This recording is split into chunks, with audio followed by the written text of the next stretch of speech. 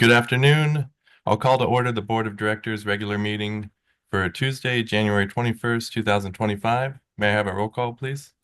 Director Meyerhoffen, Director Duff, Present. Director Martin, Present. Vice President Griffith, Present. and President Sewell. Here. Thank you. We have quorum. Right. And I'll just note that Director Meyerhoff is under the weather and has an excused absence, but I believe he was going to possibly sign into Zoom. Is he on the line, Dory? He is not. Okay. We'll skip item 3 then. We have no one participating remotely. Item 4, Pledge of Allegiance. If you'd please rise. Director Martin, would you like to lead us? Sure. Please join me in saluting our nation's flag. Put your hand over your heart. Ready? Begin. Pledge allegiance to the flag of the United States of America and to the republic for which it stands, one nation under God, indivisible, with liberty and justice for all.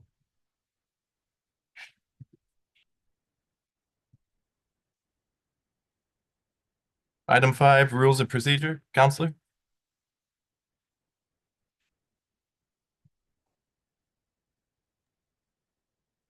Mr. Patterson, your mic, please.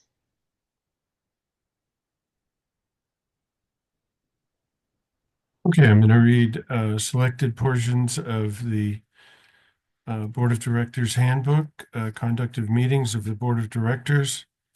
All noticed meetings are conducted using Rosenberg's Rules of Order as a procedural guideline. Directors should refrain from responding directly to public comments at meetings of the board. President of the board presides at all meetings and decides all points of order and procedure during the meetings. The president is responsible for the maintenance of order and decorum at all board meetings. No person should be allowed to speak who has not first been recognized by the president. All questions and remarks should be addressed to the president as the presiding officer. No member of the board should speak more than once upon any one subject until every other member of the board wishing to speak on the subject shall have been given the opportunity to speak. No board member shall interfere with the orderly progress of a board meeting. And I believe those are all the excerpts that we want to cover. So that's it. Thank you. Item 6, Public Input. This is the opportunity for members of the public to address the board on matters within the board's jurisdiction. Please limit comments to 3 minutes or less. State law prohibits the board from discussing or taking action on any item not listed on the agenda. Do we have any members of the public wishing to address the board today? President Sewell, we do not. Okay, thank you. Employee recognition. Item 7, Human Resources Report. General Manager. Thank you, President Sewell. I will ask our Human Resources Manager, Oriana Hoffert, to give this presentation. Oriana? Thank you, President Sewell, General Manager Macy. I am happy to report that we have one new hire and one accomplishment to highlight. Regarding new hires, we have one not so new face in the district, Rene Rubalcaba. Many of you may already be familiar with Rene, as he has been assisting the field services team as a temporary employee for the past 10 months.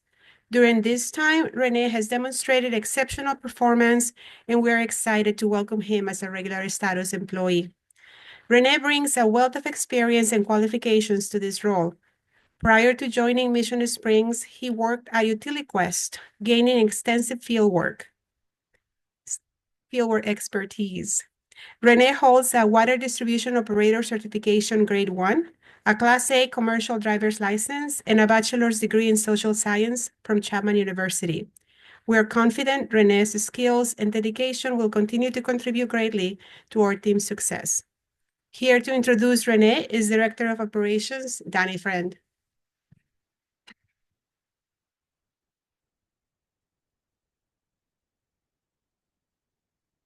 Thank you, Oriana.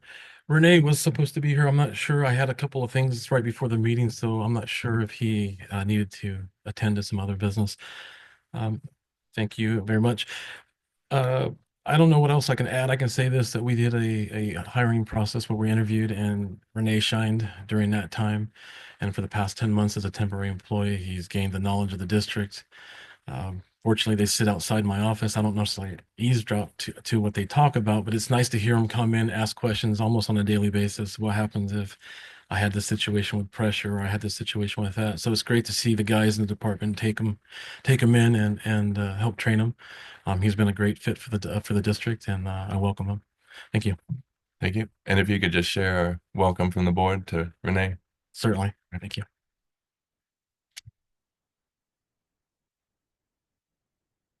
I am also delighted to congratulate Joseph Malcolm, known affectionately as Joey around here, on achieving his Grade 2 wastewater treatment plant operator certification. This accomplishment is a testament to Joey's dedication and expertise in his field. In addition to this certification, Joey also holds a collection system maintenance Grade 2 certification. Joey has been a valued member of our district for approximately 3.5 years, bringing with him a valuable wastewater experience from his time at Valley Sanitary District. His contributions have been instrumental to our team's success. To share more about Joey and his achievements, please join me in welcoming our interim Chief Plant Operator, Andy Granite.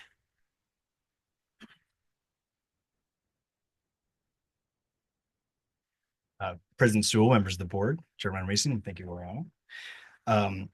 First of all, I want to say congratulations to Joey on passing this test. He did that on his own. No one pushed him to do this. This is something that he's done. I didn't have to, and it also helps the district in a big way. Our treatment plant process at ASD, all 3 plants at minimum, a Grade 2 operator is needed to work anything by themselves. So him doing that for us at the district level is huge because it grants us more flexibility on staff. And what's nice about Joey is, you know what, I've only known him for a short time, but this is awesome to have this employee in our district. So for those you don't know, he actually lives in town. He is one of the most hardest working employees I have. He cares about the town more than most of my employees because he's part of it too. So he always wants to learn, grow, and just see everything. So he's always asking questions, trying to figure out what's going on. How does this work? Where does this flow go? So it's nice to be able to have him as part of my team and my staff because not only that, there's a lot of things that I don't know, that it's nice to have his skill set that I can bounce stuff off of him. So he's been helping me out as I transition through everything I'm doing, every new role that I have. So it is very fortunate that this district has him as part of our staff, and I'm very happy for that. So once again, thank you, Joey, for all you do. So thank you. And he's good on saying it.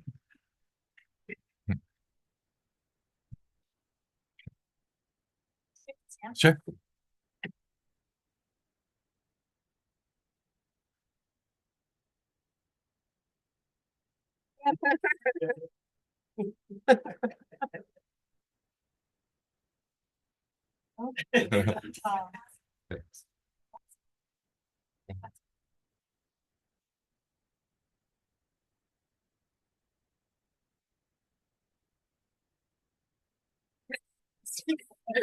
Thanks, Danny. I needed the reminder. And we also.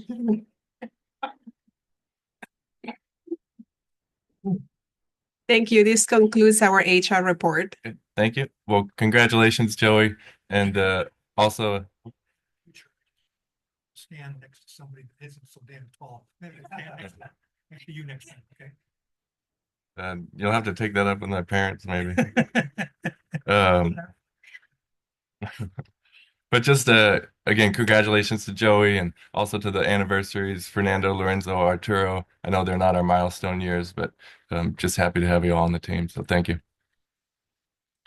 And we'll move on to action items, and we're actually going to change our closed session to just before the action items. So with that, we are going to convene into closed session.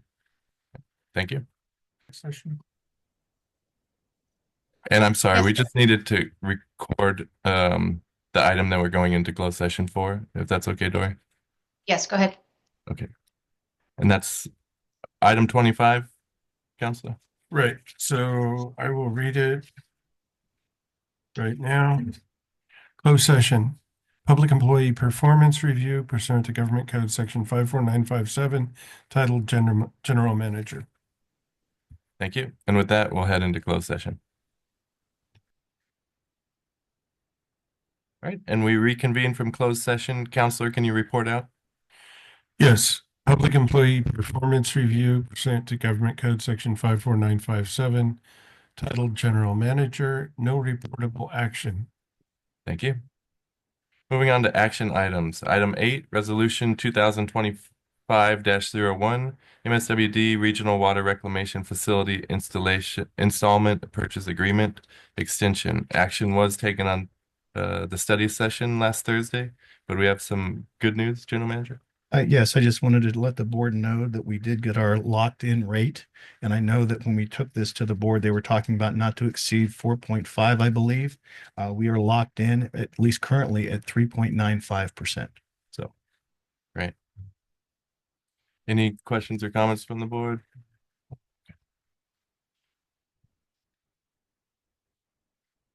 Item 9, Federal Advocacy Services, Carpy and Clay Incorporated. It is recommended to authorize the general manager to execute an agreement for services with Carpy and Clay Government Relations in the amount of $5,000 per month for the term February 1st, 2025 to January 31st, 2026. General Manager? Thank you, President Sewell. On Thursday, we discussed this item and we actually had our advocate present and we had her give a nice presentation. We have nothing to add to her discussion, but we are here to answer any questions you may have about the contract or the agreement. Any questions or comments, Director Martin? No. Director Duff? Vice President? Nope. And nothing from me. Do we have any members of the public wishing to speak on item 9? President Sewell, we do not. Thank you. And with that, do we have a motion for the item? I'd like to make a motion. second. We have a motion and a second. May I have a roll call vote, please? Director Duff, Aye. Director Martin, Yes. Vice President Griffith. Aye. President Sewell. Yes. Thank you. Motion passes. Thank you. Item 10, Resolutions 2025-02, 03, and 04, revised fiscal year 2024-25 operating and capital budget, appropriations limit, and classification and compensation plan.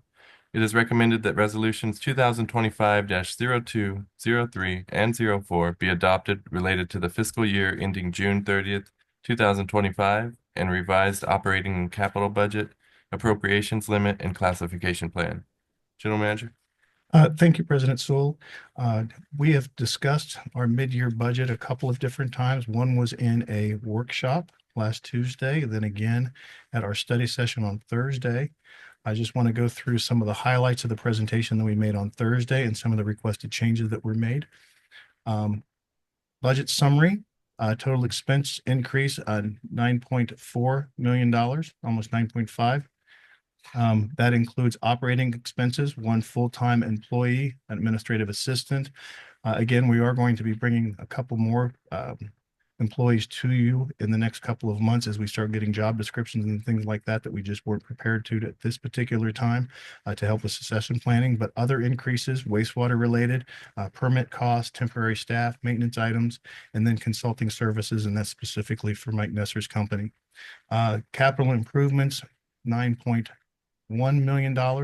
Actually, it's slightly different than what you've seen in the past. We've made some changes and I'll go through specifically in those as we get down to those. But in reality, it's the Nancy Wright facility asking for an adjustment. We added the roadway improvements, construction, not just design, which was in there to begin with. Sewer and water construction for D3, well rehabs, monitoring well assessments, an ID interconnection design based on a grant that we received, an increase in improvement costs for the solar project, and then additional design funds for J2, H, I, A, and G. And then the Hillary repair is just moving some money around in those three budgets. Revenue, no increases in revenue. We talked about that we do see a 10% increase in water use through the first 6 months. As we were talking about, we believe it's because of the hot summer. There was more outside use. The reason we feel that it was outside use is if you look at the Horton plant at the bottom of the screen, very little change in total flow between the 2 months, especially October, November, and December. but you see increases up to 22% in December in the water use in the table above. So because of that, we feel that any use was specific to the warmer weather and just increased outdoor water use. Also, no revenue increases only because our Army Corps funding, our FEMA, and our Bureau of Reclamation has been awarded, but pending approval. And when we take those to the board for execution, those contracts and agreements, we will then make the budget augmentation for revenue at that time. Operating expenses, more specifically, these are the actual true cost breakdowns: full-time employee, 4-month salary plus benefits, water cost increase for the higher State Water Quality Control Board permit, temporary staff, CPO, wastewater treatment plant operator, maintenance items, and then consulting services for MWN water management services. This is a comparison of the revised budget versus the original budget. Going from left to right, you see some of the descriptions for expenses, revenue, operation, things like that. No changes in revenue as we talked about. Some of the operation expenses has changed. And not very much either, but not a lot of change. But if you look at roughly 300 based on the calculations that were in the spreadsheet, I'm not sure, Arthur and I have gone through this to try to figure out exactly how some of these cells have been done. But for the most part, what we're talking about is a $300,000 change in expenses. Any questions? Any questions, Director Martin? Director Doug? Vice President? Now capital improvements. This is a full list of what we're adding. The 9.1, we're talking about the change orders that we'll be talking about later in the meeting. We have the road.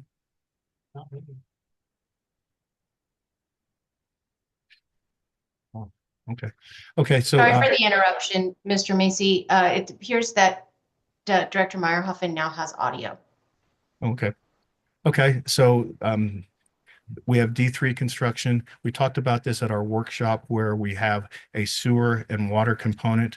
The water is the rear yard easements, trying to bring them out in front while we're tearing up the street to do the sewer. Depending on if we move forward with that, the project is currently out to bid. We'll be bringing better defined numbers based on the bids that we receive. Well rehab, whether it be well 28 or 30, or both related to Chrome 6 and looking to rehab those wells versus looking at other, Chrome 6 treatment at some of our other well sites.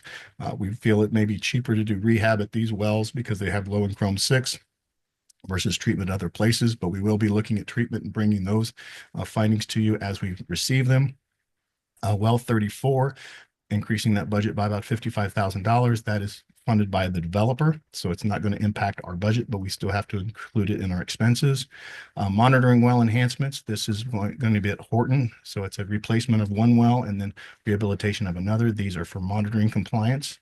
The interconnect design, that's completely grant funded. Energy conservation efficiency services, that's solar. And then the groundwater quality protection program that's designed, these will be offset by additional grants that we'll be receiving from the Army Corps. And then the net increase for the Hillary repairs is 0 because we're basically moving from 2 projects. We're taking from one project and moving to 2 others. More specifically, one of the questions that was asked, and I'll get to why you see the different colors. When we were talking before, they were all yellow. However, we asked Mike Nesser to go through and say, are we missing anything that may have happened in our year? And we did find a couple of projects that had been increased, but not increased in our budget. So we added those. So the $234,000, that was a contract amendment with Lane Christensen to augment the budget by $234. For well 42, you see the $2 million for the wastewater treatment facility. That is comprised of 2 components that we've already approved, which would be for Yellow Jacket drilling of 27,000, and then the access control, which is the security issues, for just under 100,000, and then the rest of that 2 million is 1.873, which is the pending change orders. And we have money left over in that budget already of about $1 million. So when you put all of that together, we should be able to accept both change orders and still have some monies left over to move forward. Going down the list, you see the D3 sewer. Previously, when you saw this before, that was a new project, but we already had the design services in here. Being consistent the way we've done it in the past, we just wanted to incorporate those into one. That way we can track it from start to finish in our finance system. So we moved that and changed the title, which used to say design. Now it's simply just the GQPP Area 3D1 sewer. Continuing to go down the spreadsheet, you see equipment installation for well 35. That is a change order with Lynch to actually do the well rehab and do the test pumping. $50,000 on 34. We just simply talked about that. So those two are consistent to where we are today. Then the roadway improvement project that used to be $309,000, which we had brought to you earlier. However, in this particular case, we wanted to add the cost of the roadway improvement. So we're adding 2.2 million. When we spoke about it before, we were estimating at 2 million. Why that was the construction cost. It didn't include C&M. So I suggested that we added 10% to handle the C&M cost. So that's why it's a 2.2 instead of 2 million. Then going down to the bottom of the sheet, Hillary Clinton, Thomas, and Indian Canyon.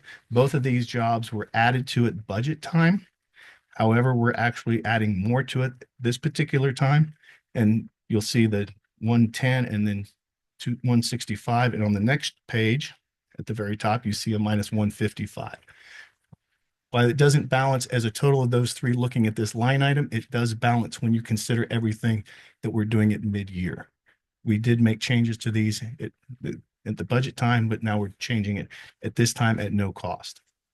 And then the last change, if you will, water line replacements. One of the things that was commented, if you had 64 million before, why don't you take that out since you're doing D3? So we did that. So you'll see water main replacement as a project number, and you'll see the 2,067,000. That is the 2 million you saw before. We had already added 67 million for the design, and that came directly out of the water line replacement and easements as a total project. And then the well rehabs that we talked about, the well benchmark survey, as well as the replacement of the Horton monitoring wells also there. So some subtle changes, but the total cost still was just over $9 million. That concludes the presentation. As you know, what you have we did provide copies to the public as well as at the dais of the changes that we made that we just shown. If you have any questions about those, and if this is approved, then we will be updating the website to show what's actually adopted versus what was revised and things of that nature. So just so we're completely transparent with the public. Thank you. And just real quick before we get into questions on that, Director Meyerhoff, I was told you have audio, so I just want to clarify that you're just observing, because if you're participating, I believe we'll have to do item number 3 where we announce and verify that you're participating remotely.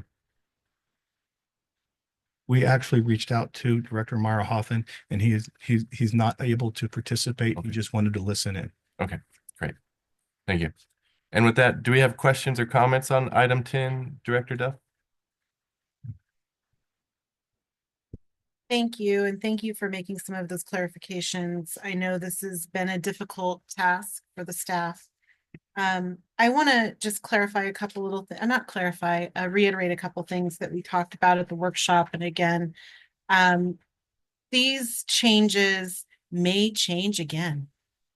So I just kind of wanted to let everyone know with the capital budget, it's a living document, right? And things can change on a daily basis sometimes, but we change them after the votes and after they come before the board.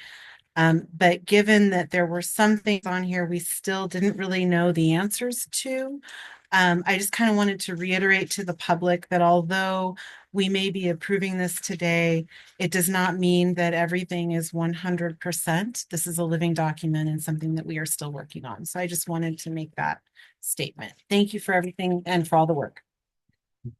Vice President? Director Martin? And I have nothing further. I'll just echo that. Thank you for all the work that went into this. I know between the workshop and last week's study session, it's been very beneficial for us to kind of dive deeper. So with that, do we have any members of the public wishing to comment on item 10? President Sewell, we do not. Okay. Do we have a motion on the item? So moved. I'll second it. We have a motion and a second. May I have a roll call vote, please? Director Duff, Aye. Director Martin, Yes. Vice President Griffith, Aye. President Sewell. Yes. Thank you. Motion passes. Thank you. Item 11, appointments to board standing committees. President Sewell may appoint members to the district standing committees. And if you pull up item or page 129, I propose that we just keep them the same as last year's. So myself and Vice President Griffith would be the executive committee. Director Meyerhoffen and Director Martin would be on engineering. Director Duff and Director Meyerhoffen would be on finance. Director Martin and Director Duff would be on human relations. And Vice President Griffith and myself would be on public affairs. Do we have any questions or comments on those? And I'll just put out there too that for these committees, I know typically human relations, we have at least an annual meeting, but the others tend to be more, I guess, when as needed or urgent on an urgent basis. And I'd suggest that this year, I'd like to see, I'm open to your comments, but at least an annual meeting of each committee so there's some understanding of what they all entail and just kind of give each person a better idea of what they're in for should something come up and we need to call a meeting for those committees. But with that, unless anything further, do we have a motion on the item? Comment. Sure. I actually think, as far as the standing committees, you should at least do twice a year, if not quarterly, I think it's good to touch base at the beginning of the year and then at least one more time before the end of the year. Also on the as needed, but just a regular checkup, especially because of the budget, maybe to go over the engineering stuff. What are our plans for the year? Things like that. I think it's just a good idea to touch base and kind of keep us a little more in contact with what's going on. And just off the top of my head, do you think this would be an appropriate, possibly next month's workshop for us to discuss more in detail as far as there might be an ideal time? I know usually every spring we're doing the HR meeting. Maybe that's something that we can work together as a board and say, these are when we'd hope to have the meeting. Yeah, I think it's great. Yeah, sure. Okay. Do we have a motion on the item? President Sewell, before you, I just want to make sure that staff, when we go through the workshop, that we prepare appropriately. Would you like us to try to put together something so we're missing conferences and things like that, and then trying to schedule the 2 meetings throughout the year?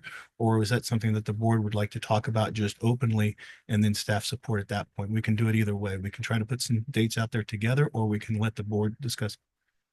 I think if we bring the calendar, we can do it together. Fair enough. I know that public relations has been working on a calendar that has all of those events. And I know that Dory sends them out at 2 years at a time. So we have 2 different ways to do it. April and May are off the books. Okay, fair enough. Right. And with that, do we have a motion? So moved. Second. We have a motion and a second. May I have a roll call vote, please? Apologies. Director Duff, Aye. Director Martin, Yes. Vice President Griffith, Aye. President Sewell. Yes. Thank you. Motion passes. Thank you. Item 12, affiliation listing. It is recommended that the current board affiliation listing be reviewed, updated, and approved as necessary. And so I passed out a preliminary with some changes that we've made. And I've already, with the help of Vice President Griffith, noticed a couple. But under the conferences workshop, the top section, I believe we need to add in the Palm Springs Unified, their annual legislative meeting. Yes. And then I think it was a miscommunication, but we changed the Riverside County Board of Supervisors to just some of their annual events rather than their ongoing standard meetings. But in that, I believe the Riverside County Flood Control meeting was taken off the assigned meetings bottom section. I don't see use. On the back. Oh, Thank you. It'd help to look at the back. So from what I see, I think it's just that Palm Springs Unified to the top section where all directors are pre-approved. But other than that, I'm open for comments or discussion on the affiliation list. Director Martin? And I guess I could go through it too. For you, Director Martin, I left it the same as last year's. Okay. There wouldn't be any changes to your assigned meetings. And then for Director Duff, you were taken off of CVWD and put onto Coachella Valley Cannabis Alliance Network.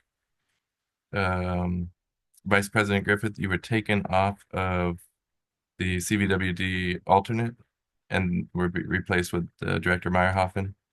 And I was put on to CVWD regular board meetings along with Director Meyerhoffen. And then for the legislative, Director Duff replaced myself for the Aqua and Casa Washington, D.C. conferences as the secondary.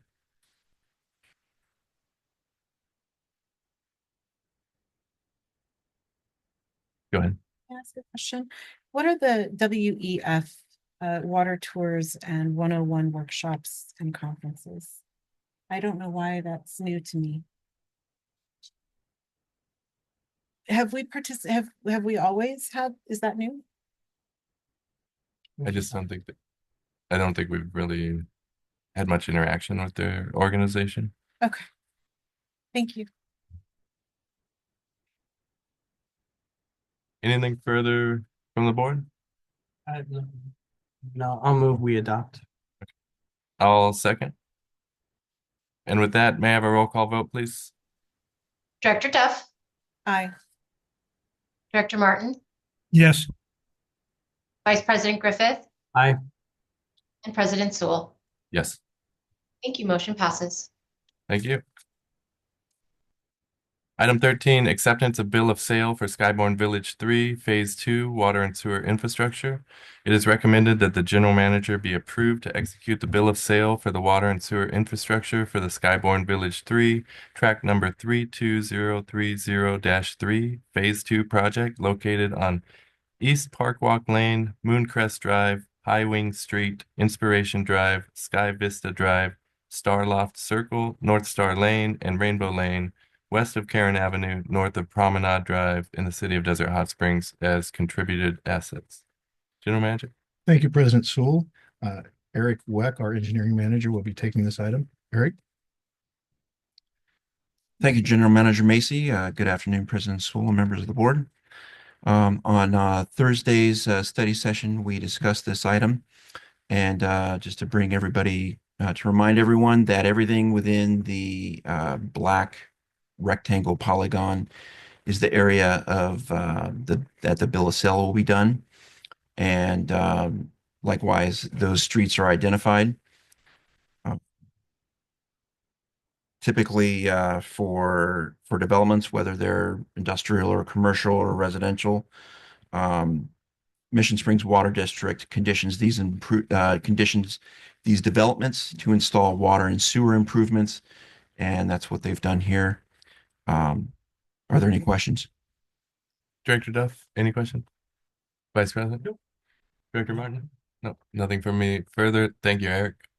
And with that, do we have any members of the public wishing to speak on the item? President Sewell, we do not. Do we have a motion for item 13? So moved. I'll second it. We have a motion and a second. May I have a roll call vote, please? Director Duff, Aye. Director Martin, Yes. Vice President Griffith. Aye. President Sewell. Yes. Thank you. Motion passes. Thank you. Item 14, contract amendment number 1 with Tom Dotson and Associates for on-call environmental consulting for the Mission Springs Water District Solar Project. It is recommended to authorize the general manager to approve contract amendment number 1 with Tom Dotson and Associates in the amount of $54,000 for the preparation of necessary CEQA studies, biological surveys, and modeling for the solar improvement project with a 10% contingency in the amount of $5,400 for a not to exceed contract total amount of $134,400. General Manager? Thank you, President Sewell, members of the board. Eric Weck, our engineering manager, will take this item. Eric? Thank you, General Manager Mason. Good afternoon, President Sewell and members of the board. On Thursday's study session item, we talked about this, and we currently have a on-call contract with Tom Dodson and Associates in the amount of $75,000. And that's for on-call things as they come up. I believe Director Duff mentioned or asked about, well, what are they working on now? It's for when, say, the city of Desert Hot Springs or the city of Palm Springs has development projects that come in, and they require some environmental studies and some expertise in looking at those studies from those developers. So that's where we use Tom Dodson and Associates for those items. This item here is for $54,000 with a contingency of $5,400. And it's for these so that they could provide some CEQA compliance and studies and analysis for these well sites as well. Also, Director Duff mentioned and asked about where Tom Dodson was in terms of their current usage of their $75,000 contract.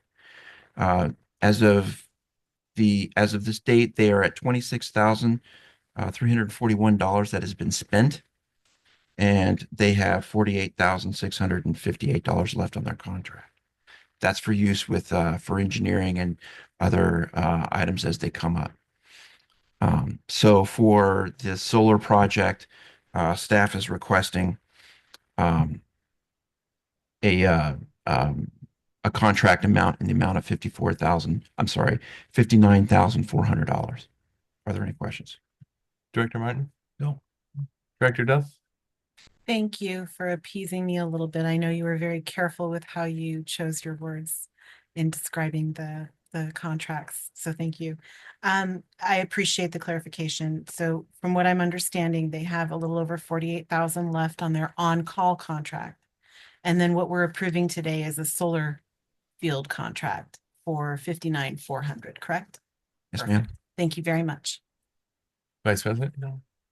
Thank you very much, Eric. Do we have any members of the public wishing to speak on the item? President Sewell, we do not. Thank you. And with that, do we have a motion on item 14?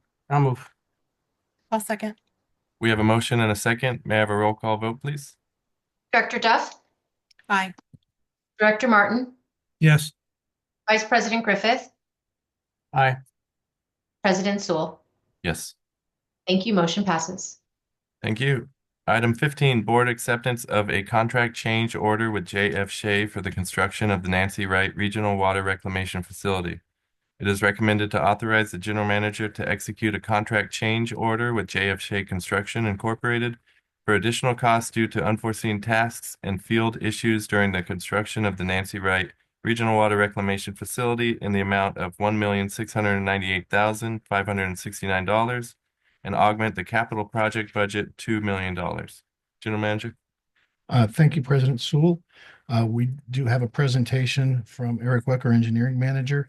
It's a very similar presentation that we shared with you at the study session as well as the workshop, but we feel it necessary to go over it one more time, just so members of the public that may not have heard it the first time will have an opportunity to hear it again, and as well as hear additional questions from the board. Eric? Thank you, General Manager Macy. Good afternoon, President Sewell, members of the board. Before I start, I'd like also to say that Steve Ledbetter from TKE Engineering is also on the call to answer any technical questions as well. So as we said in the study session last week, I'll go ahead and run through the same facts that I had from last week. So on October 21st, 2021, J.F. Shea was awarded the contract to construct the new regional wastewater reclamation facility. The contract was originally in the amount of $40,986,000 and was determined to be the lowest bidder. And the contractor was also researched and found that they were in good standing with the California Department of Consumer Affairs and Contractors Licensing Board. So we've done our due diligence on the contractor. Construction began in earnest in the summer of 2022. And since that time, the regional plant has been under construction and is substantially complete with minor work remaining. During the course of construction, there were several issues that arose that increased the scope of work, as well as having to respond to field issues and timeline impacts. Most notably, impacts from the burrowing owls limited the contractor of free movement on the site, and they had to adjust their work areas accordingly so as not to impact the burrowing owls.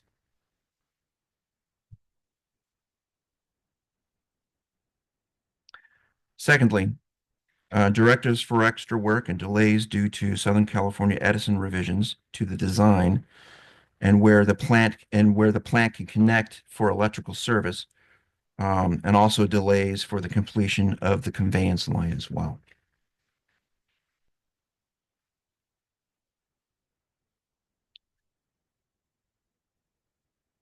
Next are the impacts to the project scope were also driven by additional work directives and additional SCE design revisions that contributed to project delays.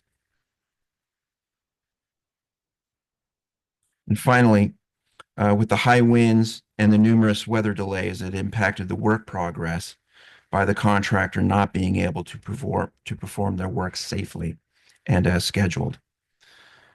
So to conclude, over the past several months, district staff and the contractor have studied these change order items and have recently met and negotiated these items. After negotiation with the contractor, various change order items were negotiated to a price of $1,698,569. Are there any questions on the contract so far? Any questions, Director Martin? No. Director Duff? Vice President? Go ahead. Okay. Without any questions, the next slides, I believe, can be, oh, this is the change order summary that we have.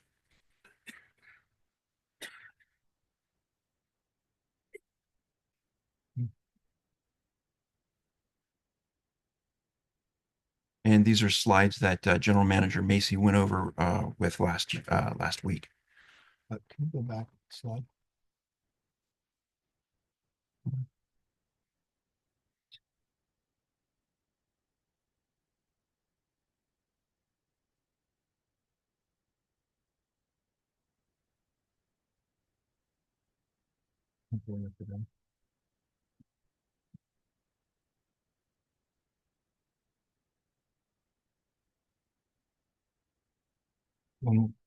Yeah, thank you.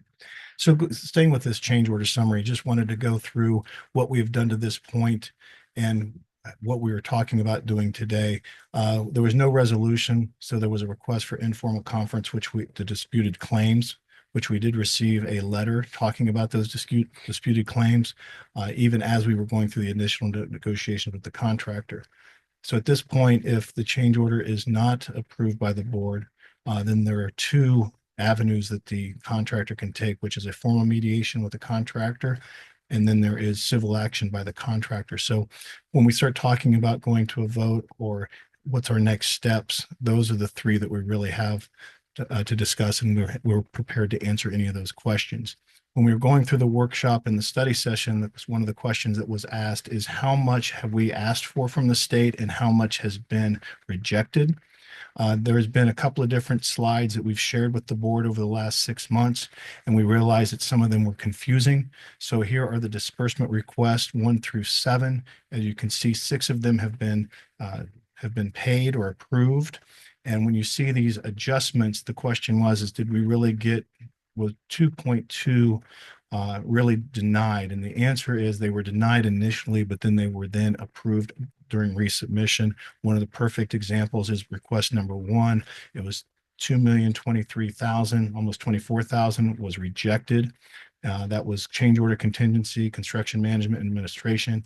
It was then resubmitted as part of disbursement number 2 of the 9 million, and we did receive a good portion of that. And as you can see, the adjustments, and then what you see over here to the right are the actual rejected costs, and many of those are related to professional services markups, whether it be mileage or hotel cost of people being here. We have asked all of our contractors or sub-consultants as well to not charge any markups to make sure that this number moving forward gets to 0. I believe Steve Ledbetter in our study session said that everyone's going to adhere to that moving forward. Steve, if I've mischaracterized that, please speak up, but I think that's what we were talking about. So from that perspective, 13,000 has been rejected out of what we've requested or what we've received, which is almost $44 million. Budget remaining for the grant, which was also a question that was asked. Our grant that we received was just less than $69 million. I would start with the table on your right where it talks about the original agreement and then amendment number 2, where some monies have been moved around or separated. Currently, we have, as you saw on the previous slide, we've received $44 million. So we still have 24 million. What you see here in total costs are spent to date through the end of the calendar year. Then you see some of the additional changes that we're expecting. We're talking about pending change orders in the first yellow. The second one, we still haven't bid M2 at the state's request. That is the $10 million is actually the existing cost estimate.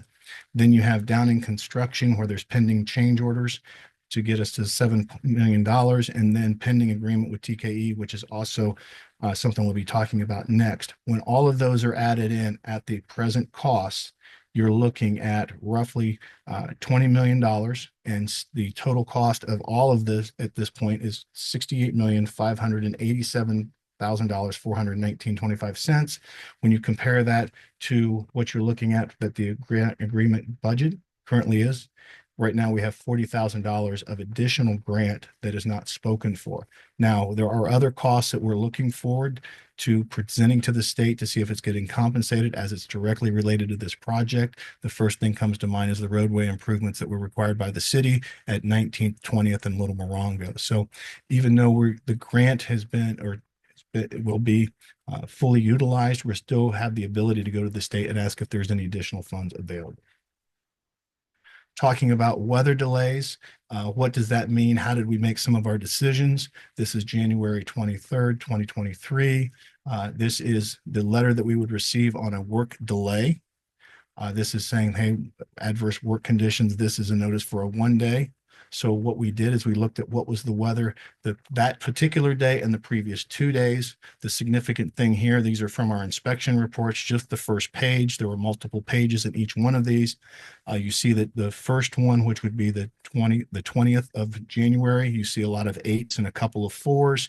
Then when you go to the one that actually the weather delay was requested on the 23rd, you see a lot of 4s. They only worked half a day. And then you see the following day where working day, which was the 24th, you see a lot more 8s. So roughly they did actually stop working when they had a weather delay, but it was only a half a day. That's why we sort of took half of what they were requesting. Another weather delay was actually due to an air quality issue. This was on July 31st, 2023. Again, looking at what were the days preceding and after, you see on the 28th where they were working for 8 hours, a good portion of their staff. The day that they're actually asking for a weather delay claim, it was hazy, and it actually shows that no one worked that day. And then you see the following day on the 1st of August, where everybody again was working a full day. So just giving an example of how we track the claims that are received from the contractors that relates to weather delays. With that concludes staff's reports, and I'm available for any questions. Any questions or comments, Director Duff?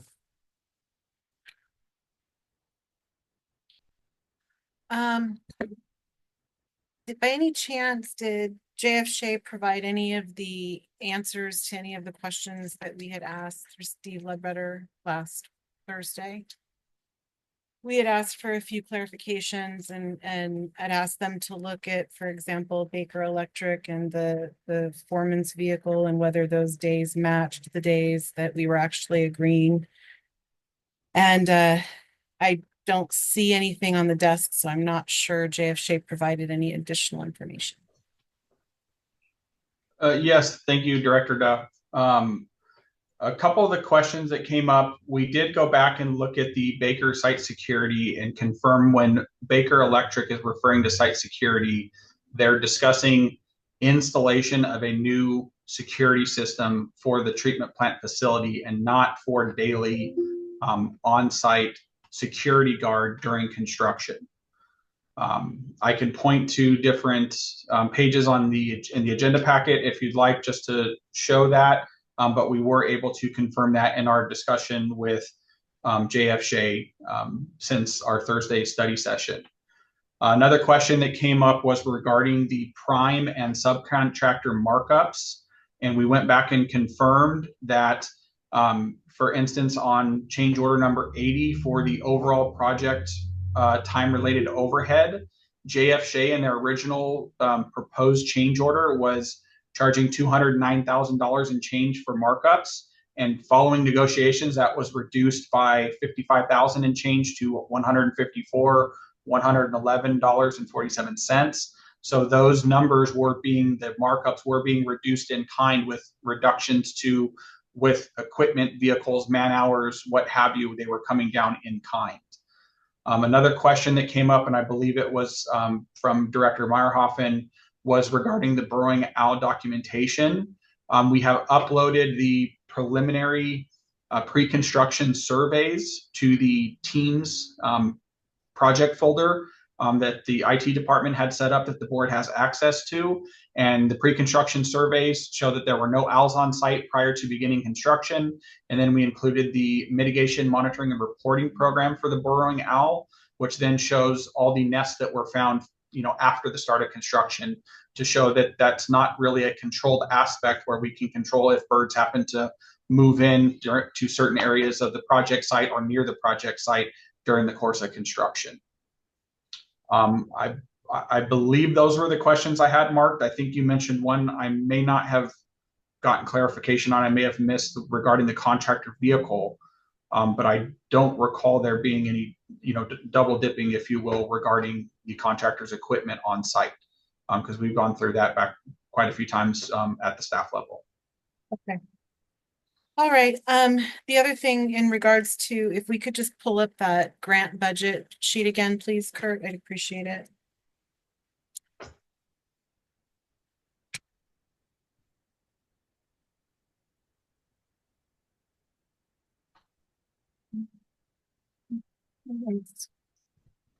The reimbursement one, yeah, that one, please.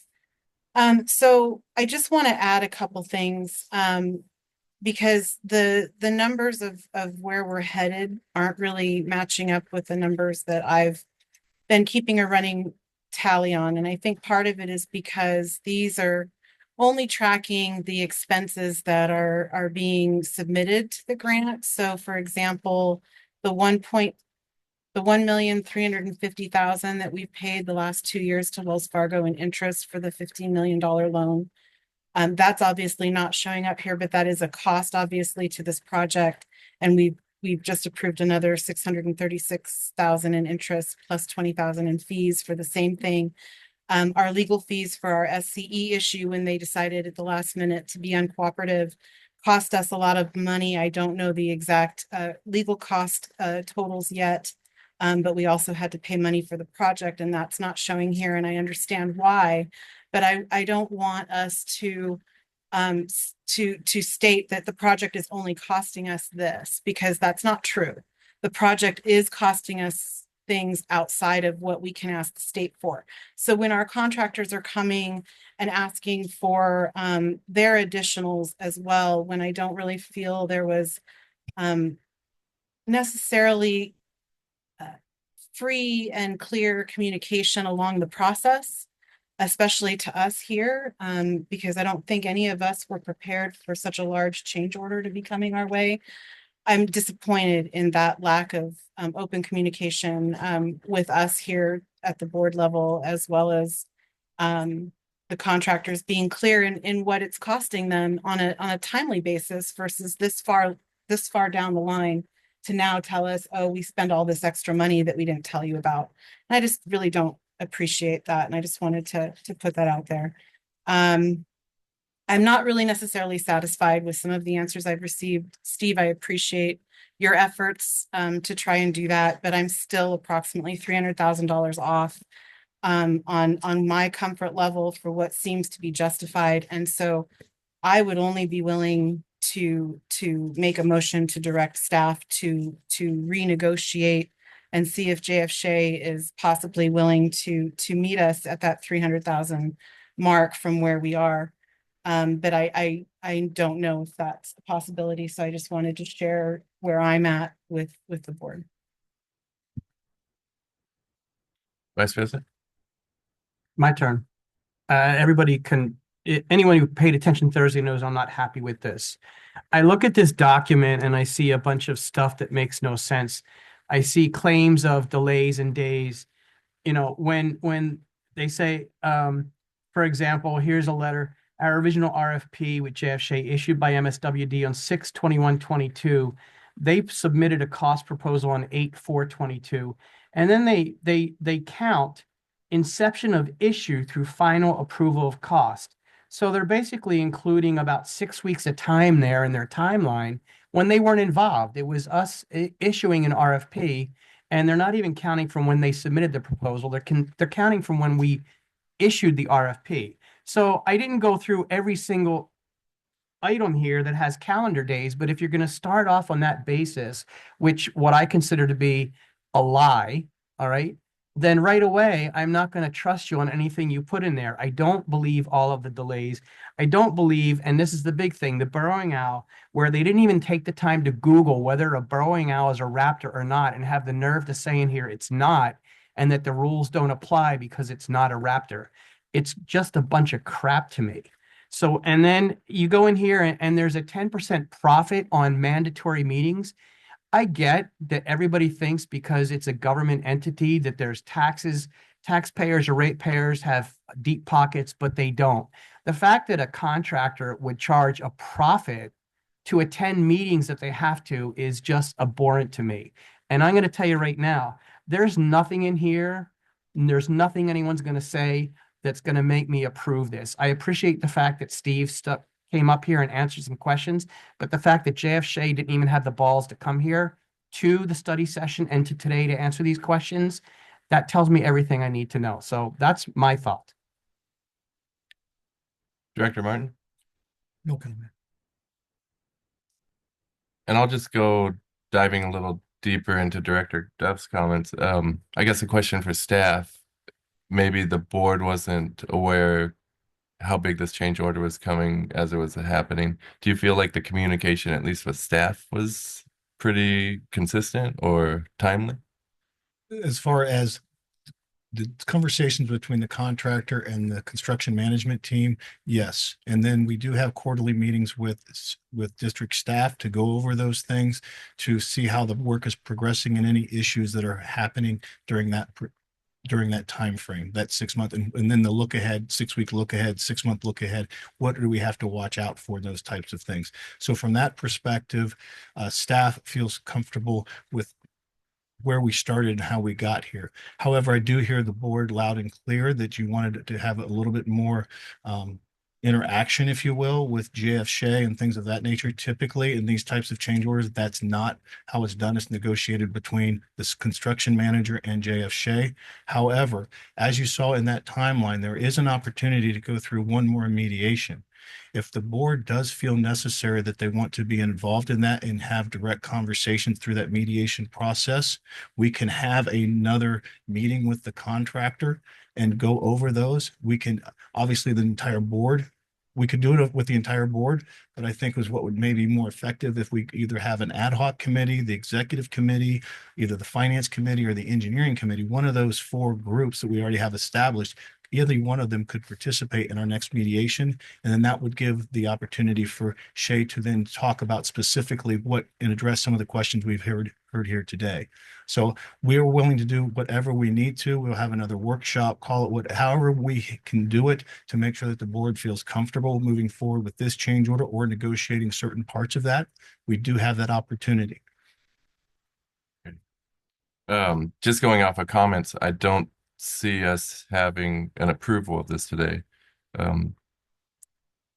Did you want to make your original motion, Director Duff, as far as? Yeah, I can do that. I'd like to move that the board directs staff to enter into that mediation with JF Shea and see if we can get closer to a figure that sits well with the board. Does that sound right? I would second that. Do we have anything further from staff before we? No, I just, for clarification, it sounded like it was 300,000 from the number we have right now that we're being direct.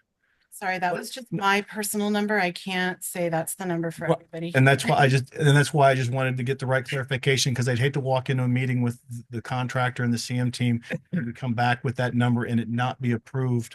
I haven't come up with a number. I didn't go that deep. I just know that what I look at right now, it's a no. Okay, well, and that.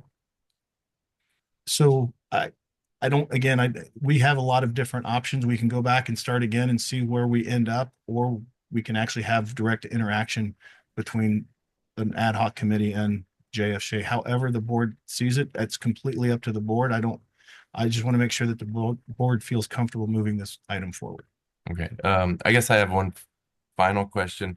By doing this, it wouldn't, we still have that mediation available, that it wouldn't trigger any kind of litigation from their part if we were not to approve today. As I understand it, and legal counsel can tell me if I believe there's three options: approve, mediation, or then civil action. I don't believe that the contractor wants to go through a litigation at this point. I think they would be willing to meet one more time. So while I can't speak directly for them, I think that would be a more preferred option, is to meet with them again. We have a motion and a second. Can we proceed with a roll call vote, please? And could you state your motion just one more time, just so we're... Sure. I'd like to move to instruct staff to enter into a second mediation with JF Shea to renegotiate the terms of the change order. Correct? Yes, and the second was Vice President Griffith. With that, may I have a roll call vote, please? Director Duff, Aye. Director Martin, Yes. Vice President Griffith, Aye. President Sewell. Yes. Thank you. Motion passes. Thank you. Item 16, Board Acceptance of Contract Amendment with TKE Engineering for the Regional Water Reclamation Program. It is recommended to authorize the General Manager to execute a contract amendment with TKE Engineering Incorporated for additional costs due to unforeseen tasks and field issues during construction of the Regional Water Reclamation Program in the amount of $1,229,576.91. General Manager. Thank you, President Sewell, members of the board. Eric Wuck will be giving this presentation, Engineering Manager. Eric. Thank you, General Manager Macy. Good afternoon, President Sewell and members of the board.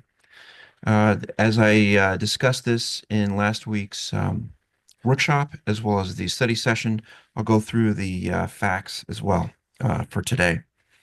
So initially, when TKE was awarded the CM and inspection contract back in 2021, their initial cost proposal was negotiated down from $7.12 million to $3.67 million, with the understanding from the general manager that future budget adjustments may be necessary as the project progressed and neared completion. Please note that the allowable soft costs that were reimbursable by the state grant is $5.376 million for construction support services. The requested contract amendment with TKE will increase their contract amount to $4.9 million, leaving an unused balance of $475,798.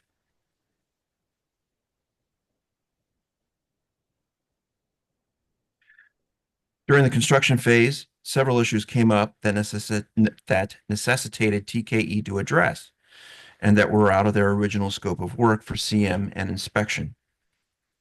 Most notably, were monitoring efforts for burrowing owls, including site surveys and developing a mitigation monitoring reporting plan that impacted the construction of the infiltration basins for the new regional plant that were located on the south side of the property.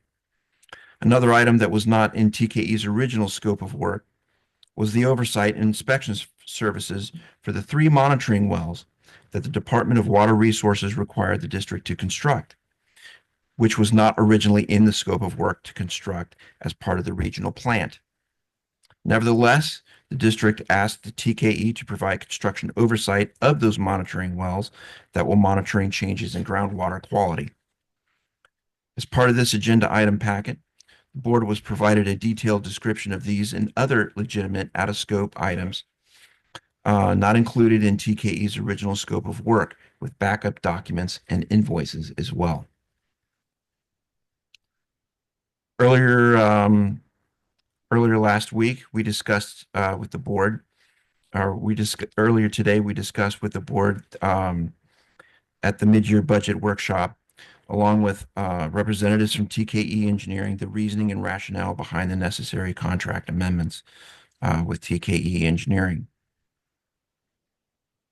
Initially, when TKE Engineering submitted their proposal for construction management and inspection services, it was for the M2 projects as well as the conveyance line. I believe Steve Ledbetter is on the call, and he can answer any additional questions that may come up. Thank you, Eric. Director Martin? No. Director Duff? Hi, Steve. I'm going to try and simplify my question today because I think it's been narrowed down to a simple question. Can you clarify for me what your change order is for the work that you've already done and not have in it your anticipated work for future that you have not done yet? Can you tell us what that number is for each? Certainly, the costs that have been expended to date that we're considering out of scope is a total of $544,000, $544,229. The amount projected to finish the regional water reclamation facility, the conveyance line, and the area M2 sewer project, that one which has not started, is $685,347.91. Thank you very much, Steve.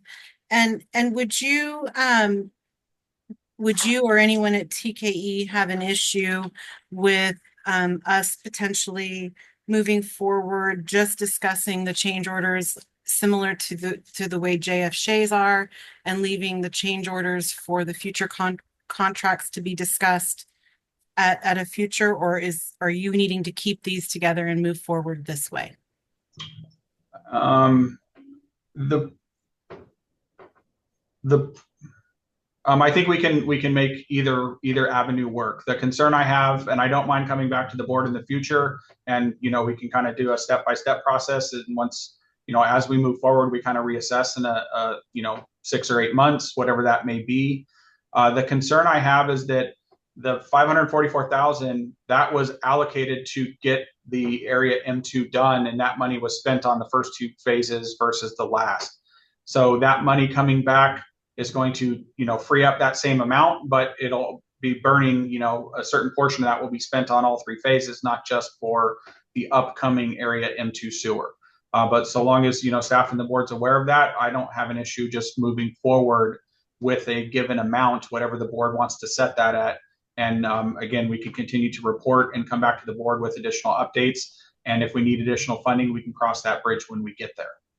Yeah, I would actually be more inclined to ask to bring the rest back next month and just discuss today the change order as it relates to what you've already done and already expended, just so that it can be clearer for all of us and what we looked at, because it's very hard to look under the same lens at your projected and estimated costs and thoughts versus what you already spent and know you spent and need reimbursed for that we're able to submit for, right? Because you said none of this has been billed to the grant yet, correct?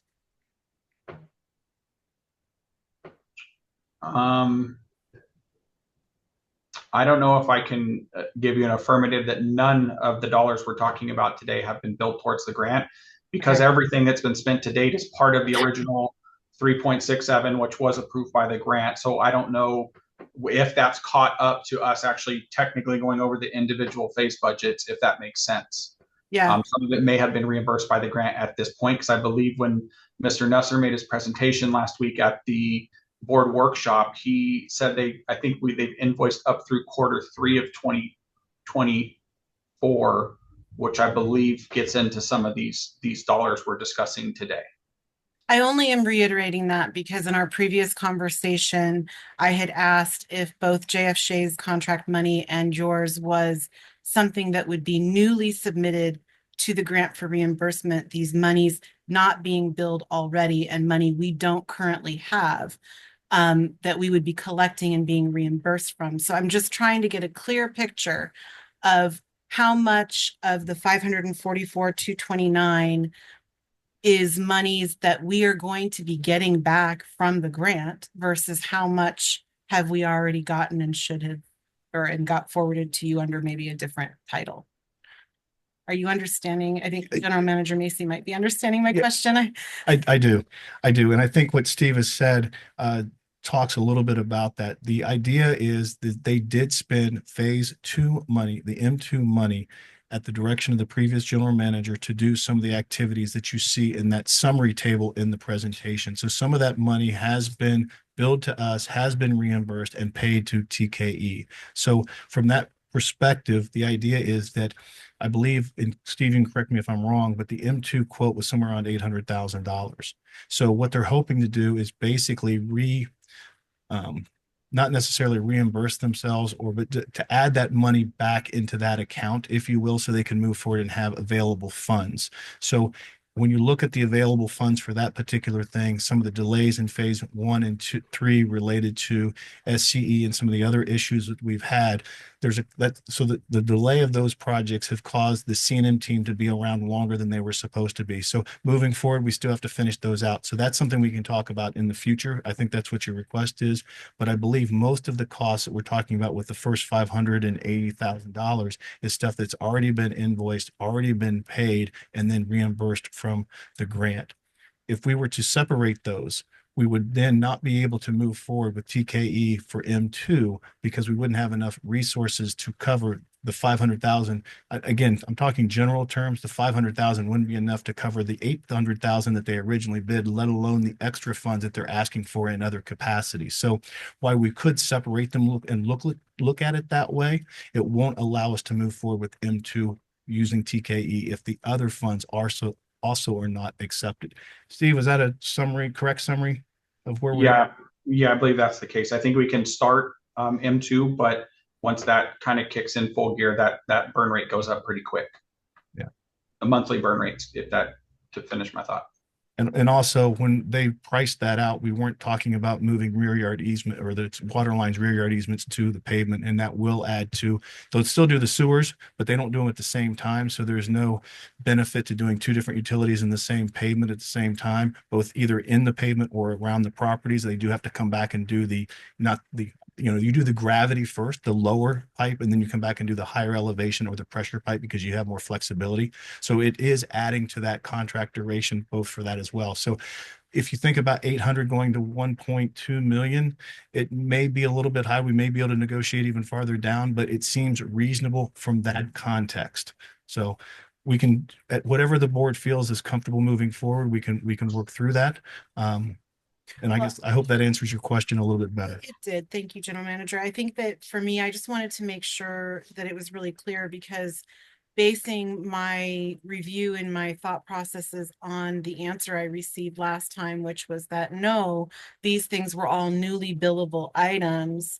It's kind of it's a little muddier than I expected it to be based on the previous way it was answered. So Sorry, we did not clarify that. that's okay. Thank you. Thank you for answering that. Let me digest. Thanks.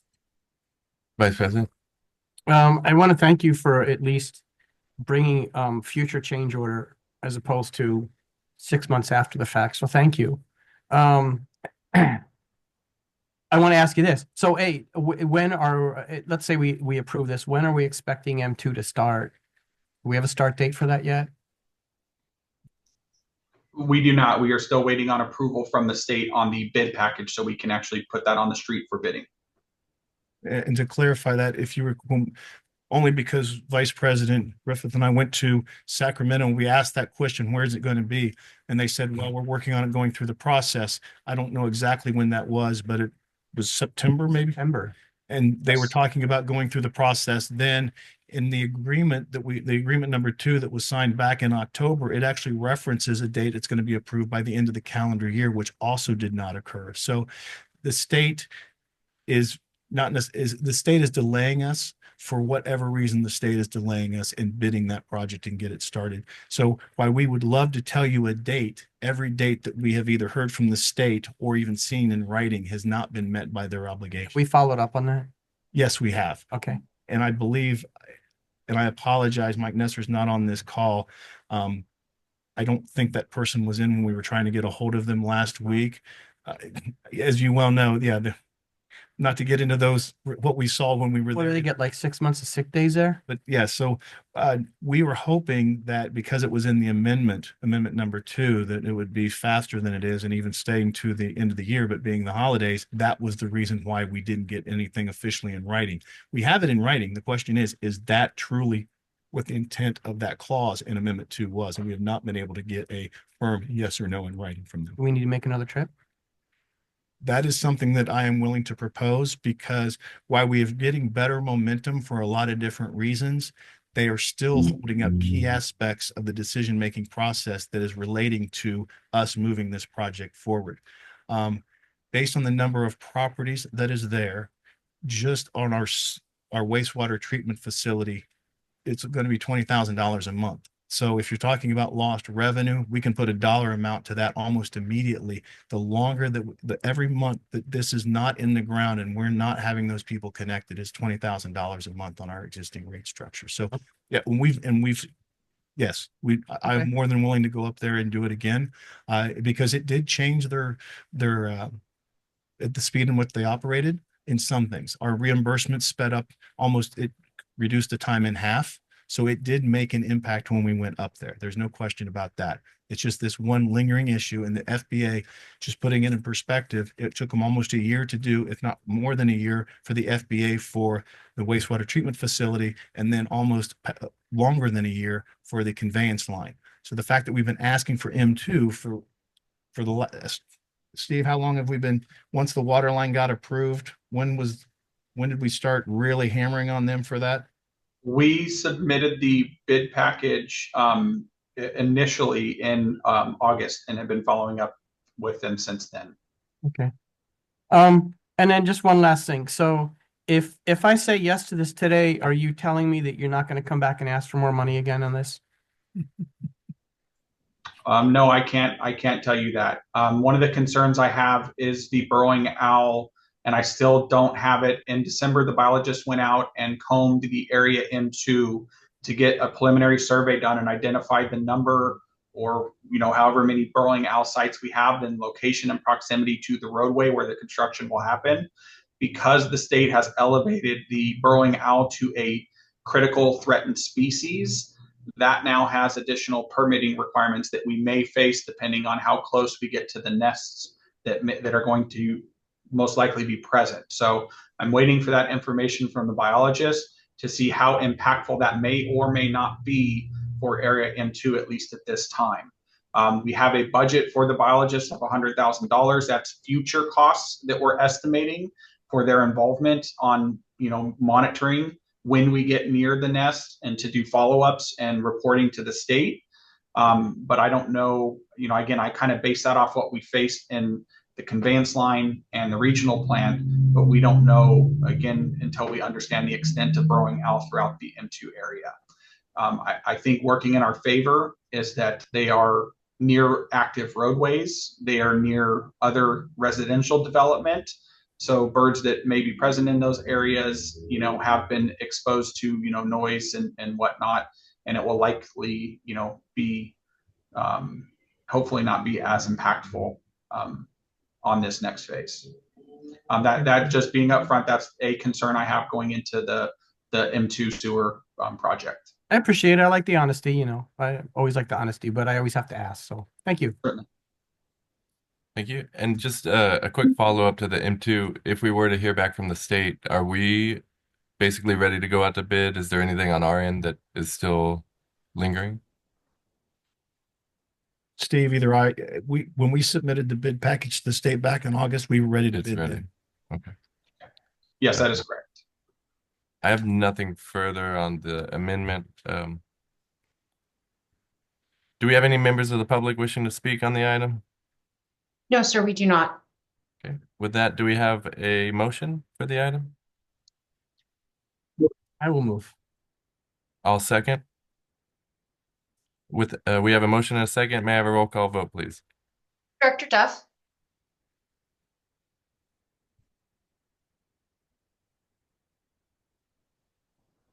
Sorry. Aye. Director Martin, Yes. Vice President Griffith, Aye. President Sewell. Yes. Thank you. Motion passes. Thank you. Discussion items. Item 17, Critical Services Center and Administrative Building Update. General Manager? Thank you, President Sewell. Just a very brief update as we continue to work through the city's comments. One of the sticking points right now that we're working with the city was one of the requirements related to the school property to the north of Park Lane. They were requiring us to complete the improvements on the north section of that property, but we do not have access. So we're continuing to work with them to determine the best path forward, knowing that we don't have control of that right of way. While we do have an easement through there from a sewer perspective, we're going through and trying to determine the actual ownership to see what we can and can't do in those locations to possibly at least expand the road into that location. But that's one of the sticking points right now. I didn't feel it necessary to have Alvin come in and talk about that and pay those fees. Go ahead. I'm sorry, can you repeat that? So yes, so in this particular location, the properties that are, and even our property to the east of our facility and across the street, the school specifically, they did not dedicate the right of way there. So their property actually is shown going to the center of the road. Now, the center of the road isn't necessarily where the true center of the road is, but what the city was hoping us to do is continue the curb lines on both the north and south of Park Lane. And when it goes in front of our property, it actually extends into the school's property. The school actually uses that area to park for some of their, when they use the baseball field that is there to the north and some of that open field space, they actually use that as park space, but it's in their property, not in dedicated right of way. So that's something that the city asked us to negotiate to get control of that. And when we were going through the review comments and meeting with the city at the time, Renew Clark is still working with Palm Springs Unified. And we thought that possibly that relationship would help us get approval of that right-of-way dedication. Unfortunately, the resistance that the city has had on other projects throughout the city to get right-of-way from the school was denied as well. So in our contact did not further those discussions forward. So we're trying to work through the city and how we handle it if we don't get control of that. Why can't we just do our half?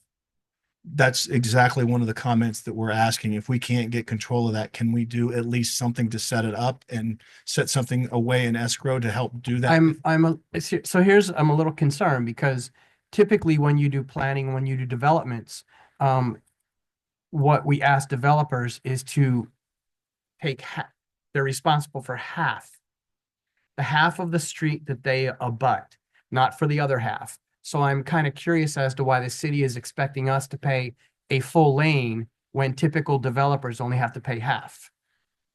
Well, and that's something that we're working with the city, because as you know, when we're doing 19th and 20th, we have some complete access from right of way to right of way, but on 20th, when it comes to Amazon and comes to us, we don't have the control of the south part of 20th. So we've had to modify both of our sets of plans to only do 2 lanes versus the 4 lanes as the thoroughfare. Same thing with Little Morongo. It's a 2-lane, 2-way traffic, 4 lanes total, but we only can go to the property that we own. So what we did is we dedicated the right of way on our site to give them 2 lanes, and that's what we're actually designing and going to be building. So you're absolutely right. On one hand, the city recognizes that we may not be able to control the entire true future right of way, and then allowed us to make those concessions in our submission. I believe the city truly thought that we would have better luck getting it from us being Mission Springs than them, but that's why we're working with the city. The city has not said, you can't move forward with your project. We're just working through them to make sure that we meet their, I guess, amended changes or staff initiated changes so we can move the project forward. Can we just move forward and worry about that other half later? I don't see why we should be held up for that. Is this a Frank issue? No. The city manager and staff have been working with us and trying to just administer their own rules consistently. And right now we're just working through that process. There's this and another issue. For example, the fire line that's in front, when the fire department did their calculation, it was a little different than what we had shown. And we're working with them and the city who owns the Riverside County area and that project there, they're responsible by. We want to share a cost to build that new water main to make sure that we and the county have adequate fire flow for their project. So we're also working through a cost share agreement. So it's not the only issue we're working with the state with, or excuse me, the city with. So yes, it's just part of the negotiation, if you will, in the discussion. And because of the holidays, we haven't had a chance to sit down with them, but we've been going back and forth in them on that issue, as well as an issue on 19th and how Amazon connects to the existing pavement. So we're having those open negotiations with the city. It's not the city absolutely putting the foot down and saying, no, we're not moving forward and we're not going to allow you to move forward. It's just we haven't gotten answers to allow us to move forward yet, and how they're going to change the language that is in the original conditions of approval. So it's nothing, there's no hang up, there's nothing stopping us. We're just going through that process, if you will. Okay, because I don't really want to see this delayed anymore. May I make a comment Yeah, also? go ahead. I equally share some frustration in this report. I'm frustrated because I have a child who goes to a school with unsafe conditions, and our city did not have the school at that location complete both sides of the street, which causes part of the problem. And so I am having a serious issue with the idea that Mission Springs can fix it, because that is not fair to our ratepayers. What about all of the tax money collected for the school district? Why are they not at the table having the same conversation about doing their half of the street that they were supposed to have done according to the city? I would like to see some more information on this. Thank you. Director Martin, question or comments? Just a quick, is that portion of the schools, is that within, I know they have fencing right there. Is their fence extend into this right away? Is that a reason they would say no, because they'd have to replace their whole? To be honest with you, I'm not exactly sure where that fence is in relation to the right of way, but I know that they use that area to park, and other residents use that during the fireworks show that's at the Mission Springs Park. I don't believe it impacts too much into the right of way, but I can't answer that question with any assurance. But since I do have the mic, Director Duff, thank you for sharing that, because I did not know that there were other places in the city where other than the Amazon and the treatment plant and things like that. I will bring that to the city's attention, because when we administer our approval conditions of approval, we always stick to what we typically do. But some instances we do modify those, and sometimes, especially with some of the changeover we've had here, and even at the city, they may not have something that they can go back to and say, well, we did it there. Once I do that, then I think we'll be in a different negotiation location. So thank you for that. I also think, I just want to reiterate what she said, and that is that I don't think that the city realizes, because they just look at a tax base as a tax base, but it would it would not be proper for us to spend the money to do that, because that ends up being our ratepayers' money, and that's not what they're paying for. They're paying for our infrastructure, our administration building. They're not it's not their responsibility to pay for paving something that either is a city responsibility or a PSUSD's responsibility. That's what our school taxes are for, which are outrageous anyway. And it would really be a violation of our rates. So you need to let them know that we have a different rate structure, because usually city council people don't understand that, and that we cannot. There's no way that we can do that. So this has not been elevated yet to the planning commission or city council. Right now, we had discussions last week with staff, and I am meeting with the city manager tomorrow. So with some of the information I learned here today and sharing that with the city manager and staff, I think that would give them, like I said, I think that changes their negotiating position. So again, I appreciate the insight from the board.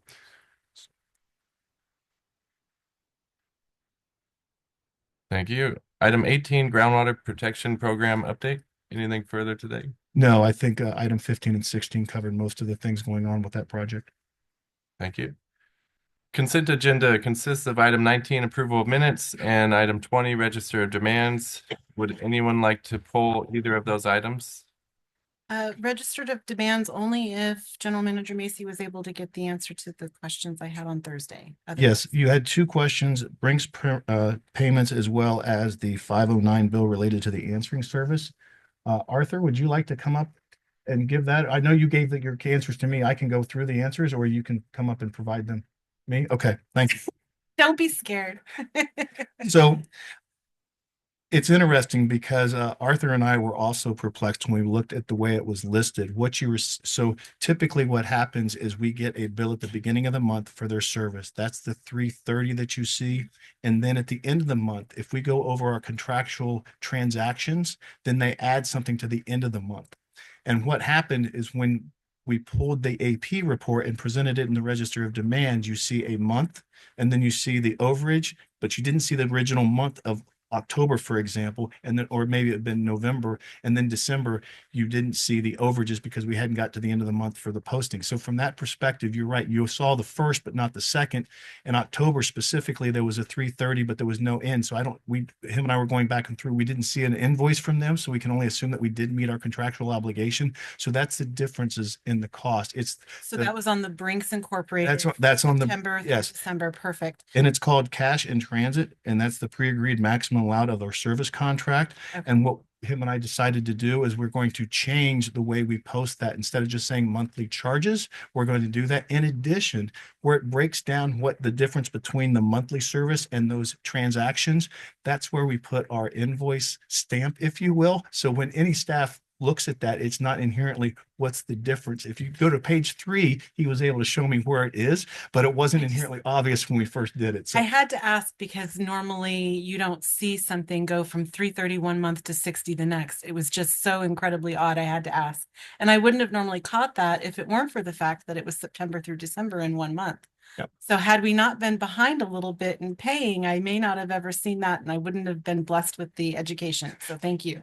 And as far as Antiphone, I just was wondering if the 509.24 was their monthly, because I hadn't noticed that amount before. So that is their monthly amount. Thank you It for is. answering my questions. I appreciate it.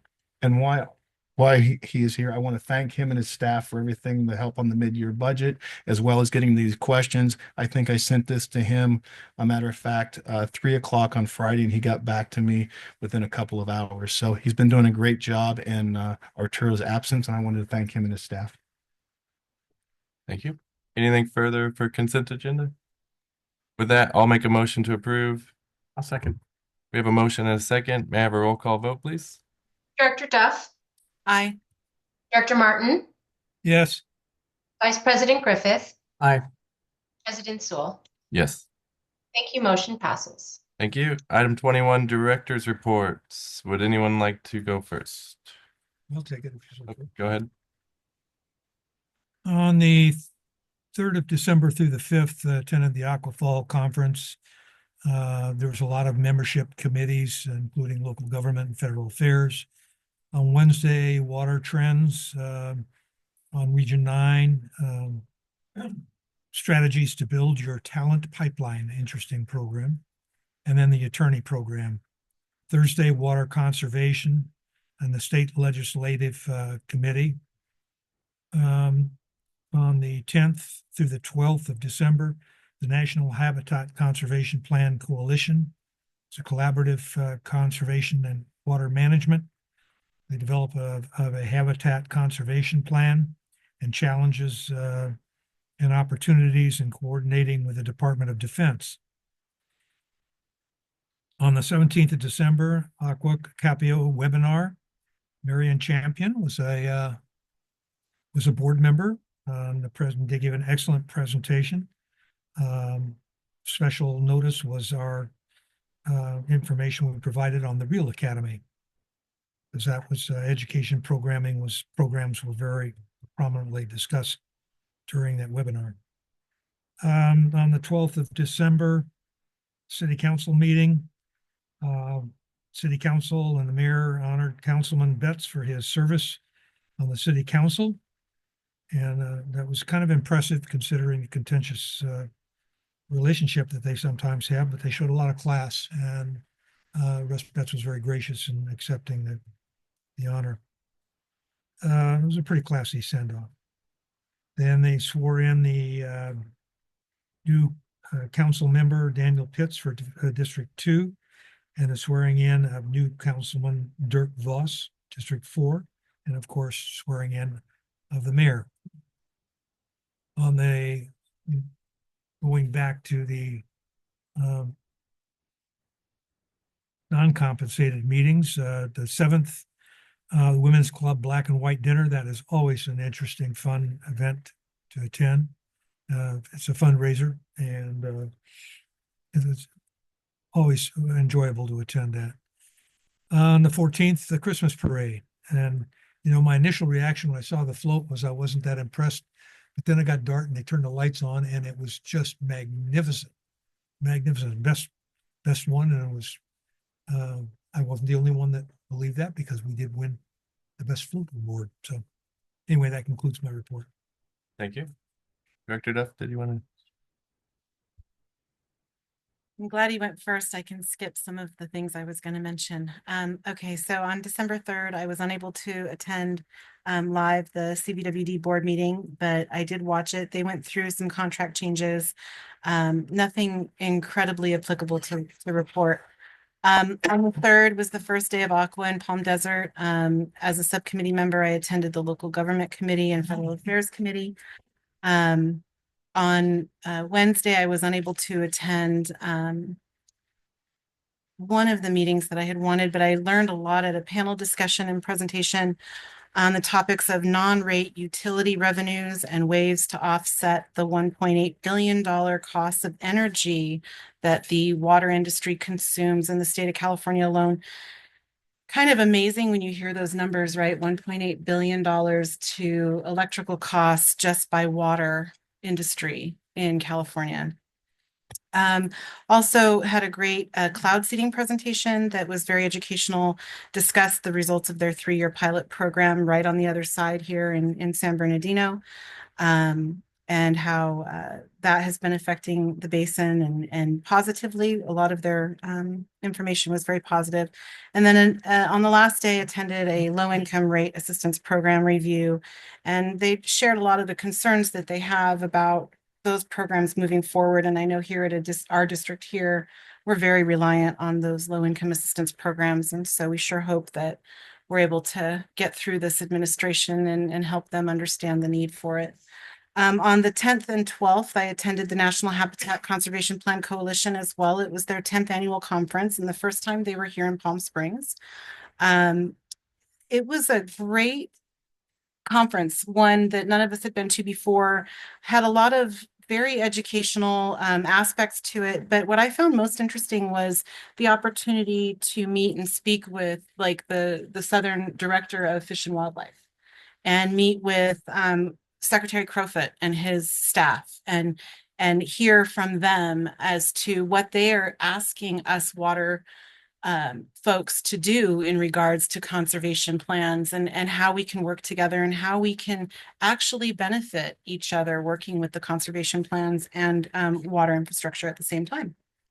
That was great. And again, some really great people giving us information. Also had a presentation from Karen Clary Rose, the Fish and Wildlife Division Supervisor, and also Agua Caliente and the Living Zoo, we learned about the 32 pollinating gardens that are in the East Valley and their success, and that Desert Hot Springs just was awarded a grant through the Living Desert to become the eastern pollinating or the western pollinating ground. So there's going to be some pollinating gardens installed through the Living Desert here in Desert Hot Springs, which was very exciting to hear. On the 13th, I attended an Aqua Water Theft Coalition meeting on Zoom, and this was a result of our attendance at the Aqua Legislative Affairs and Region 9 meetings, which was an opportunity for a lot of us to discuss the concerns that we have in regards to water theft and that our hands are held behind our back in a lot of ways as a water district as to how we handle the costs of the infrastructure repairs and damages that are done, not to mention the water loss. And so it's nice to see that they took us seriously, they heard us, and that they're working on co-sponsoring a bill, I believe. Sorry for looking at you, Marion, but I know you were there and knew.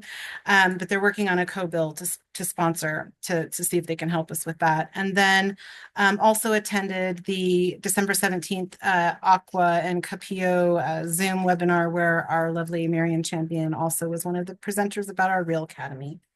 And that does it for me in December. Thank you. Thank you. Vice President?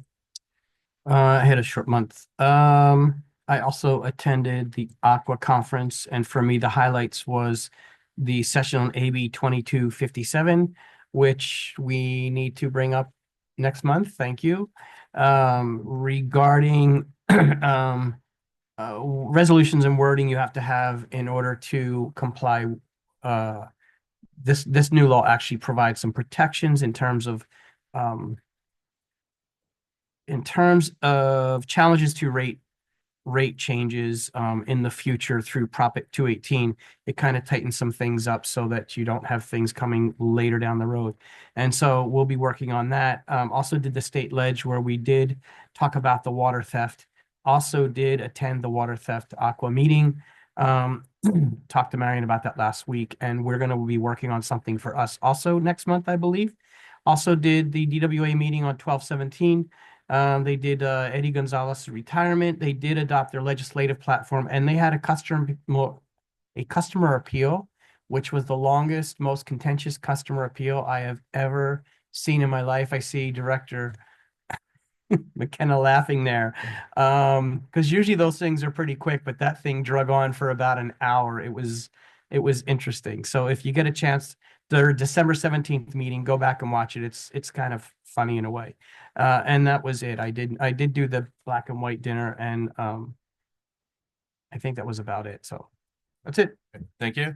And I just have the one, and that's the December 3rd through 5th Aqua Fall Conference. Overall, I thought it was a good conference. It was a bit odd. They had a very, very dry keynote speaker to start the conference, and then a really good keynote speaker at the very last session on the last day. And I think about 3/4 of the people had already left by the time she got on. But of the breakouts, you mentioned one, and that was the protect yourself from a rate lawsuit. And I think the main takeaway that I got out of it was that we need to adopt an ordinance or resolution, if we don't have one already, that establishes an objection procedure. And they really were hammering that just be sure to provide all administrative remedies prior to litigation if we have a challenge against the rates. The other was low income rate assistance. And I guess the most recent bill was vetoed by Newsom due to a lack of state funding. But other than that, overall, a good conference, and that was the only event I attended. Item 22, General Manager's Report. We have both, I think, to do today. Finance and, well, I don't know if we're doing finance still, but Public Affairs Report as well. Yes, so there'll be a couple of different things discussed. Unfortunately, the finance report will not be one of them. Our finance department is going through W-2s, 1099s and things of that nature. So they had a full plate doing that, as well as working with the auditors to complete the year-end audit and a variety of other things. So once we get those numbers more, that we feel more comfortable moving forward with those numbers and presenting to the board, we'll do that hopefully next month. We'll make up for the month of December and the year end that we missed. So I apologize about the delay, but we will be bringing it back to you next month. And good afternoon, everyone. Thank you, General Manager Macy. I have a short PowerPoint to share with you today that discusses many of the public affairs activities the district has undertaken in the past month. Additional updates are in your packet. Including the holidays and the community giving activities, the district in the past month was reminded how much the true meaning of community and what it is that we do here every day.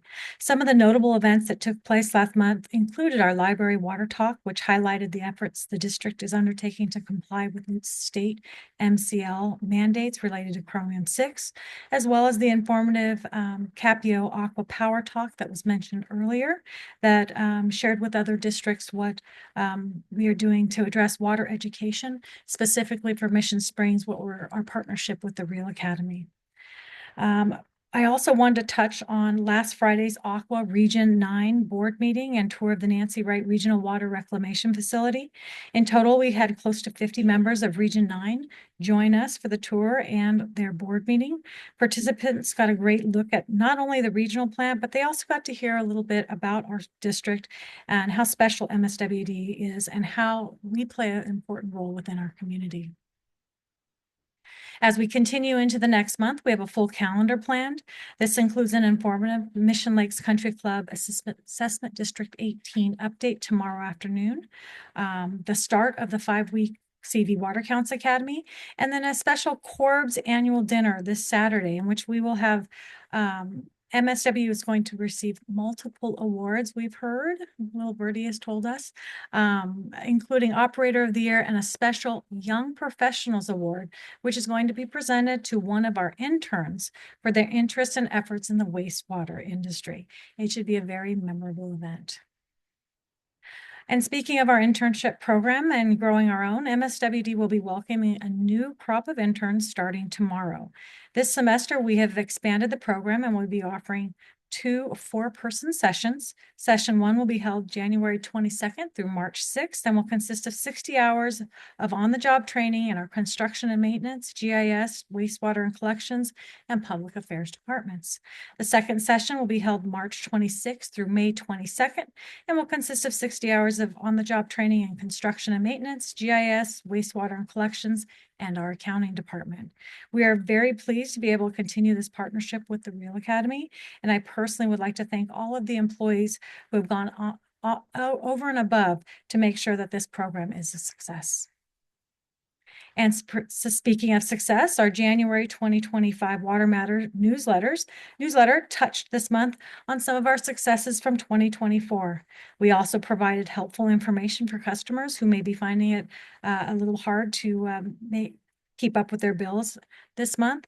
And we also, given the tragic wildfires in Southern California, we also took this opportunity to help customers understand how we as a district prepare for emergencies and what customers themselves can do to help prepare for natural disasters. I also wanted to touch on a new system that we presented to the board a couple of months ago. I'm very pleased to announce that we have officially launched the OpenGov procurement portal on our website, and we are already posting and receiving solicitations and responses on the new system.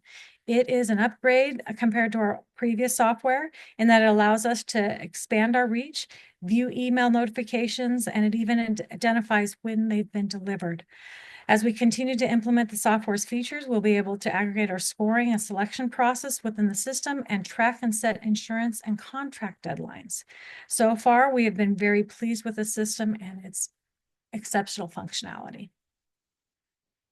And lastly, something that you guys briefly touched on, I wanted to touch bases with you on the proposed legislation that Aqua is sponsoring related to water theft.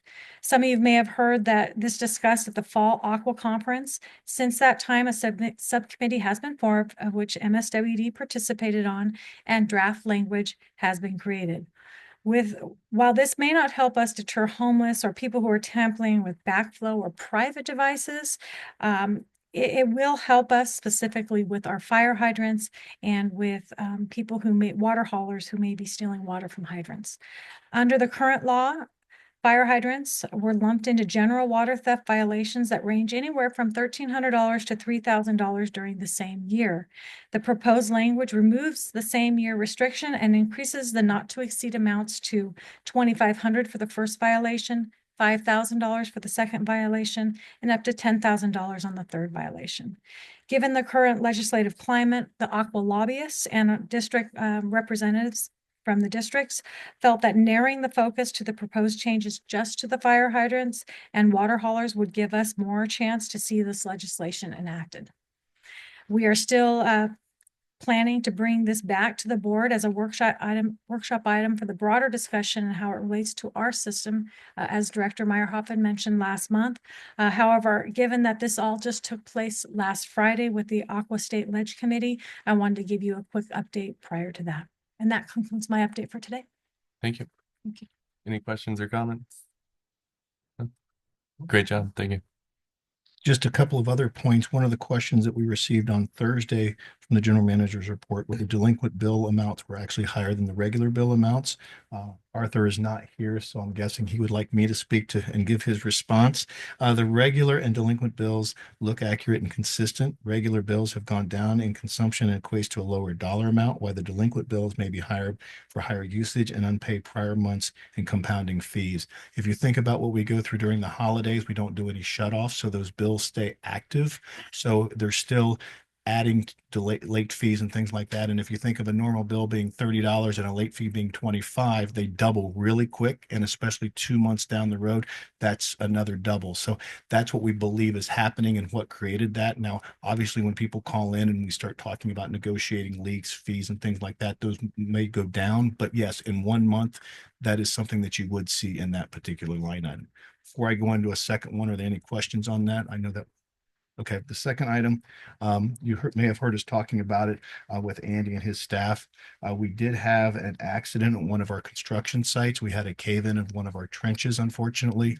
The contractor staff was hurt, not one of our staffs, but I just want to let you know if you heard about it in the public, what the status of that is, and are you aware of it? Yes, yes, if you have any questions, we can talk about it. But in reality, the person was injured. He was taken to the hospital. One of the requirements is that within 8 hours, you have to contact OSHA. So our CM team has reached out to the contractor, ensuring that they have met that requirement, even though they're still completely responsible for their own activities. We just wanted to make sure that that one was met because we were aware of it. Yeah, when did that happen? It happened earlier today. Danny, was it what, 1 p.m. was early in the morning? Just after lunch. So just wanted to update you on those two items. If there's any additional questions about the report, I'm more than willing to answer them. Okay. Any other questions? Comments? No? Thank you, Brian.